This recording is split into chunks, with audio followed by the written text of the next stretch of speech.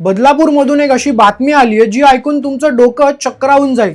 14 वर्ष संसार केल्यावर नवऱ्याने आपल्या बायकोचा जीव घेतला आणि या संपूर्ण प्रकरणाला हार्ट अटॅकचा रंग देऊन पोलिसांना 2.5 महिने अंधारात ठेवलं। 9 एप्रिल रोजी 40 वर्षाच्या योगेश मेहर नावाच्या पठ्ठ्याने आपल्या सासरच्यांना फोन केला आणि सांगितलं तुमच्या मुलीला म्हणजेच प्राजक्ताला जोराचा हार्ट अटॅक आलाय आणि ती गेली। घरात 2 लहान मुलं, एक 15 वर्षाचा आणि एक 11 वर्षाचा। पोलिसांनी सुरुवातीला अपघाती मृत्यूची नोंद केली आणि बॉडी जे हॉस्पिटलमध्ये पोस्टमॉर्टमसाठी पाठवली। पोलिसांना संशय होता म्हणून त्यांनी प्राजक्ताचे व्हिसेरा नमुने राखून ठेवले होते। 2.5 महिन्यांनी जे हॉस्पिटलचा फॉरेन्सिक रिपोर्ट आला आणि हा रिपोर्ट पाहताच पोलिसांचे डोळे पांढरे झाले। रिपोर्टमध्ये स्पष्ट लिहिलं होतं प्राजक्ताचा मृत्यू हार्ट अटॅकने नाही तर गळा आवळल्यामुळे आणि नाक तोंड दाबून गुदमरल्यामुळे झाला आहे। आता प्रश्न पडतो की योगेशने हे का केलं, तर त्यामागे होतं एक्स्ट्रा मॅरिटल अफेअर। त्याला प्राजक्ताला सोडून दुसऱ्या महिलेसोबत राहायचं होतं। यासाठी तो प्राजक्तावर सतत घटस्फोट देण्यासाठी दबाव टाकत होता।